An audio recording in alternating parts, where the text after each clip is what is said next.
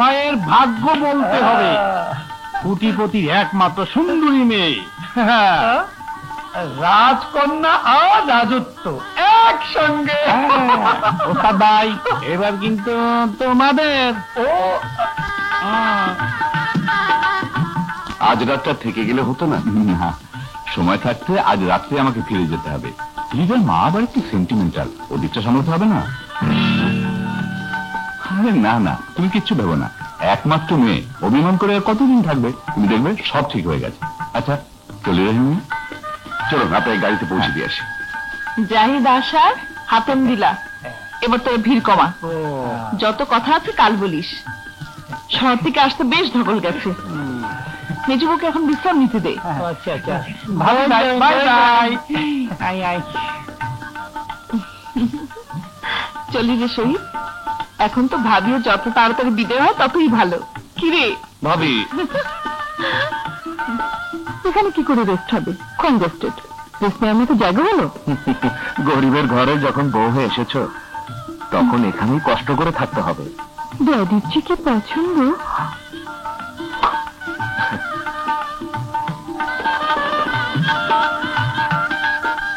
নাও শুয়ে পড়ো।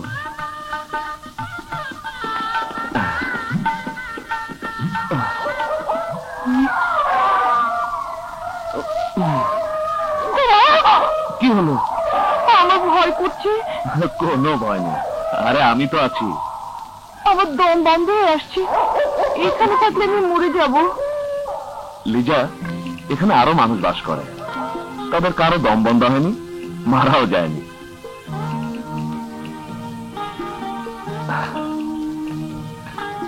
একটা কথা মনে রেখো, কখনো এমন কিছু বলো না যাতে আমার ভাই ভাবি মনে কষ্ট পায়।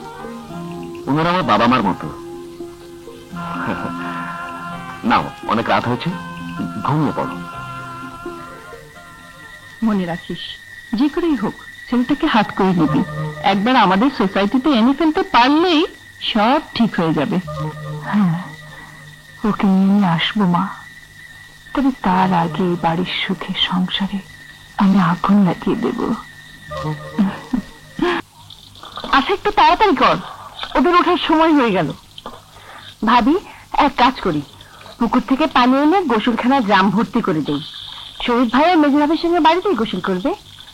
নতুন অবস্থায় পুকুরে না এবার গেল। এত বুঝিস তুই? বড় বেশি পেকে গেছে ভাবি। আমার জানের জান আশামণি, তোমার আশায় দিন গনি, এত সকালে গোসল করে এলে বুঝি?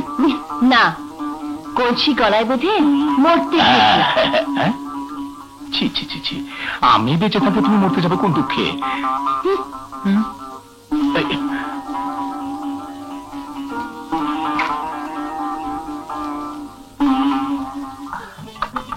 ও মেজো ভাই, মেজো ভাই, আরে ও ভাবি,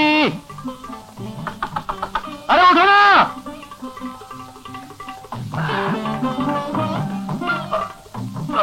কত ঘুমায় রে বাবা। আরে কি হলো? কিরে, এত তাড়া কিসের? বারে, বিয়ে হতে না হতে বউ নিয়ে ঘুম থেকে উঠতে বেলা 8টা বাজে। 12টা বাজতে বোধহয় আর দেরি নেই। তাড়াতাড়ি গোসল করে এসো, সবাই একসাথে মিলে নাস্তা করবো। মেজো ভাবি কোথায়? মেজো ভাবি, আরে ও ভাবি। Disturbing element. সরি ভাবি। আহা, তুমি অমন করে কথা বলো কেন? চট করে বেডরুমে ঢোকে, ঘরে ঢোকার আগে অনুমতি নিতে হয়। এই কমন সেন্সটা নেই কেন? ছোটবেলার অভ্যাস, পিঠে পিঠে দুই ভাই একসঙ্গে বড় হয়েছি, ও এতটা ভাবেনি। হ্যাঁ হ্যাঁ, বুঝলাম। তাই বলে এইসব নোংরামি করবে? হ্যাঁ, চুপ করো।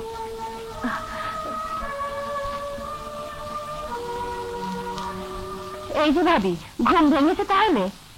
এই দেখো কি এনেছি, আচের পিঠা। আমি আর বড় ভাবি সারা রাত ধরে বানিয়েছি। খেয়ে প্রশংসা না করে পারবেই না। গোসল করে এসো, সবাই একসঙ্গে খাবো। ওসব পিঠা টিঠা আমি খাই না। এখানে এসবই খায় লিজা, আমরাও খাই, তোমারও খাওয়া উচিত। ওহো, বললাম তো এসব আমি খাই না, পেটের অসুখ হবে। বরং আমি যেটা অভ্যস্ত তাই করো। এক কাপ বেডটি নিয়ে এসো, ঠিক আছে ভাবি, আমি তোমার বেডটি এক্ষুনি এনে দিচ্ছি। তারপর কিন্তু পিঠা খেতে হবে। পিঠা খেতে হবে, জোর করে খাওয়াবে নাকি?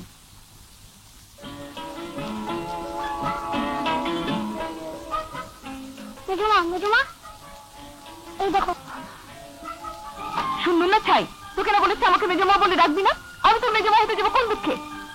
তোর মা বাবার পরিচয় নেই, উড়িয়ে পাওয়া একটা রাস্তার ছেলে, মেজু বউ। এতটুকু শিশুকে এসব কথা বলতে নেই, তাতে মন ভেঙে যায়। দেখুন ভাবি, স্থিতিতে পড়া মেয়ে, কাকে কি বলতে হয় না হয় সেসব আমাকে না শেখালেও চলবে। লিজা, তোমাকে যেটা বারবার নিষেধ করেছি তুমি সেটাই করছো। থাক শহীদ, রাগ করিস না। সারা জীবন শহরের পরিবেশে মানুষ হয়েছে, তাই দুদিন পরে সব ঠিক হয়ে যাবে। তুমি রাগ করো না মেজো বউ। আয় খোকা, রাগ করো না, আমার সহানুভূতি দেখায়। আমাকে একা পেয়ে সবাই যার যা খুশি বলবে, উপদেশ দিবে, আর আমি সেটা শুনতে থাকবো। ড্যাডি আমাকে ইচ্ছে করে কেন যে জাহান্নামে পাঠালো? আমি মাহমুদুল হক চৌধুরী। আমার অবর্তমানে আমার সমস্ত সম্পত্তির মালিক হবে আমার মেয়ে লিজা ও তার স্বামী শহীদ হোসেন যৌথভাবে। কোনো কারণে লিজা তার স্বামীকে ত্যাগ করলে অর্ধেক সম্পত্তির মালিকানা শহীদের ঠিকই থাকবে, কিন্তু লিজার কোনো মালিকানা থাকবে না। কিন্তু সে মাসে মাসোয়ারা পাবে মাত্র 5,000 টাকা, আর আমার স্ত্রী পাবে 3,000 টাকা। বাকি সম্পত্তি জনকল্যাণে সরকারি ট্রাস্টে চলে যাবে। সর্বনাশ!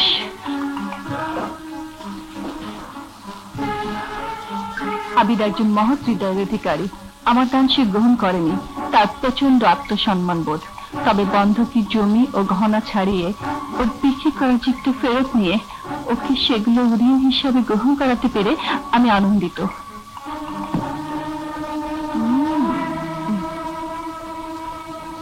এই ডায়েরি আমার অস্ত্র। আরে ধাত্রিকা সাটা সাট, এবার আর কোনো বাধা নেই, আরাম করে বাড়িতে মাল খাওয়া যাবে। সাটা সাট।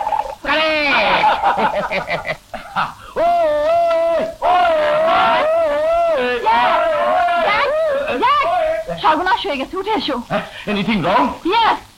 এসো বলছি। কি? এই উইলটা পেয়েছি, এতে আমাদের সর্বশান্ত করা হয়েছে।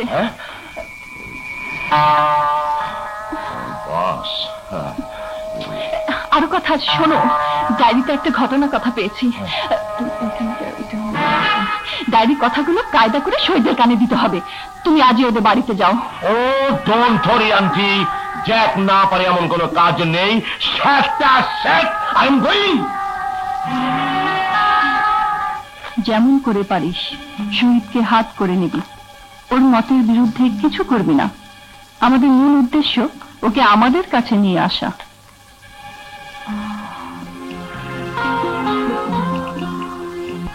I love you, darling. আরে আরে, কি করছো তুমি?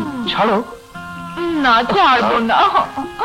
দিনে দুপুরে কি শুরু করলে? ছাড়ো লিজা, এটা গ্রামের বাড়ি। সেই জন্য তো এখানে থাকতে চাই না। একমাত্র রাতটুকু ছাড়া ফিরলে তোমাকে কাছেই পাই না। লিজা, লিজা,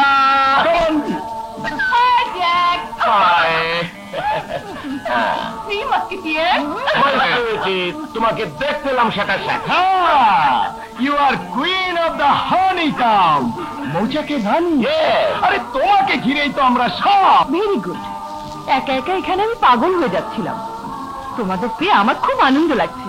মেজু বউ, মেজু বউ, উঠোনে এভাবে কথা না বলে মেহমানদের ঘরে নিয়ে বসাও। যাচ্ছি, ফ্রিলি একটু কথা বলা যাবে না। সেই ব্যবস্থা করেই এসেছি। আন্টির কাছ থেকে বুদ্ধি নিয়েছি, তোমাকে নিয়ে ফিরবই।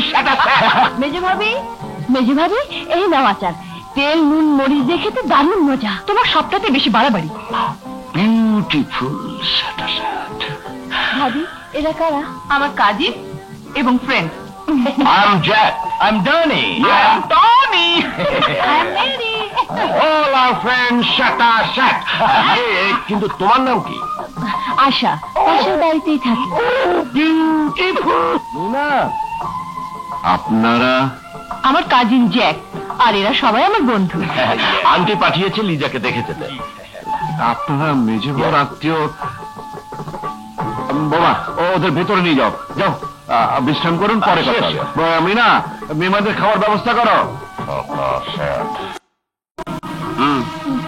আমার ভাসুর। ওই নোংরা গাইয়া রংবাসটা তোমার ভাসুর? তবে আর বলছি কি, দেখলে তো কি অবস্থার মধ্যে আছে। অবস্থার ব্যবস্থা করেই যাব, 7টা 7। সেই জন্যই তো এসেছি। চলো চলো। জ্যাক, এই হচ্ছে মিস্টার শহীদ। ভাবি, তোমার মেহমান। তুমি একটু সাহায্য করো। এসব আমার বাড়ি চাকর বাকররা করে। এসব ঘরের মেয়ে মানুষদেরও কাজ। ঠিক আছে, তোমরা হাত মুখ দিয়ে শুরু করো, বাকিটা আমি নিয়ে আসছি। ওকে, 7টা 7।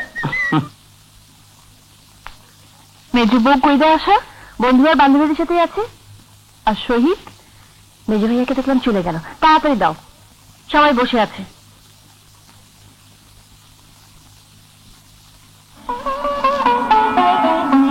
মেজু বউ খাচ্ছে আর শহীদ রাগ করে বেরিয়ে গেল।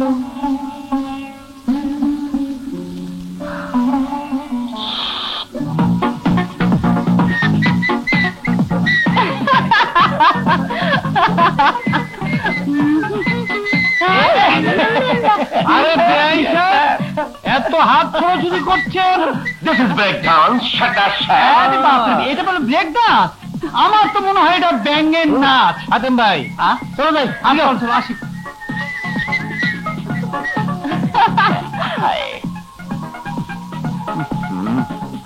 এসো, বি অ্যাকম্পানিড উইথ মি।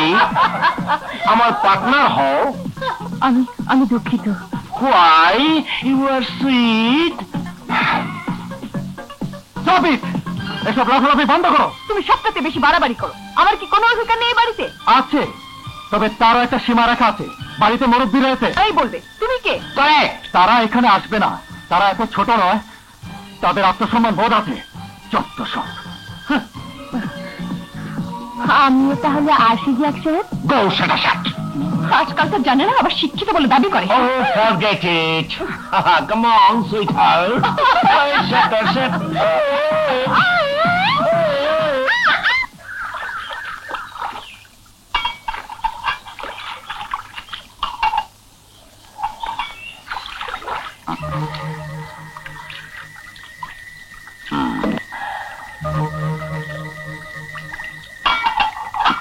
ধরতো।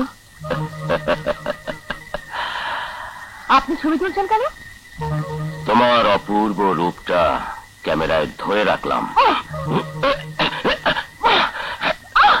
এত অহংকার কিছুটা কমিয়ে দেই, 7টা 7।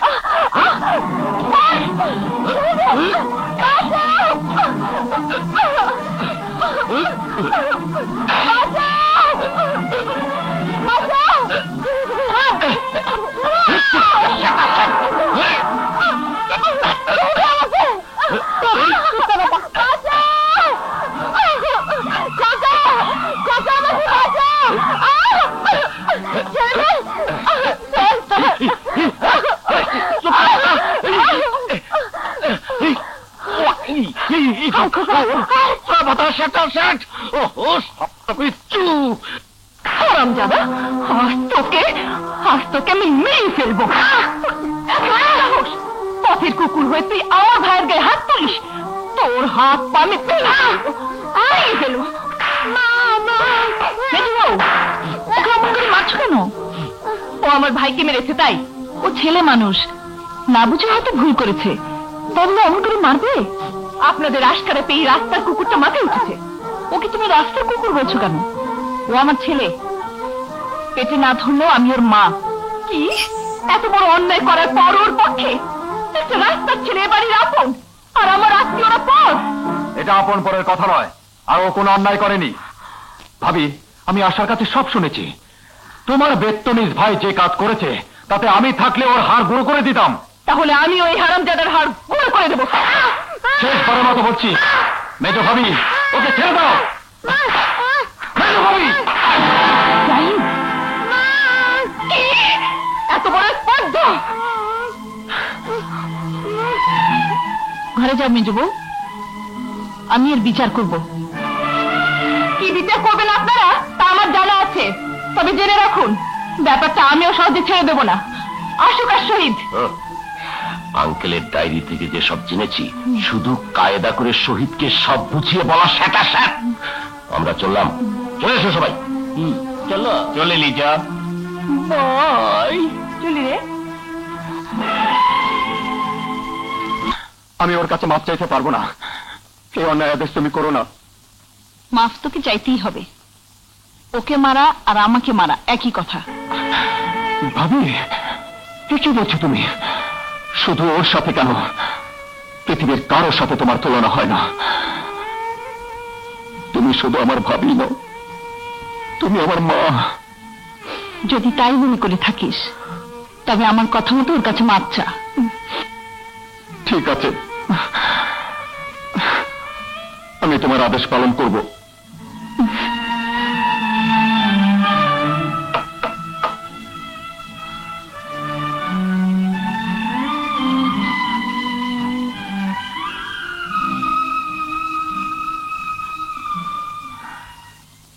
আমার অন্যায় হয়ে গেছে ভাবি, আমাকে মাফ করে দাও। কি ভাবি, তুমি এত জঘন্য, এত নীচ। তুমি যতদিন এই বাড়িতে থাকবে, আমি কোনোদিন তোমার চেহারা দেখবো না। আমাকে এত বাঁচাও। কি হয়েছে? জাহিদ আমার সর্বনাশ করতে চেয়েছিল।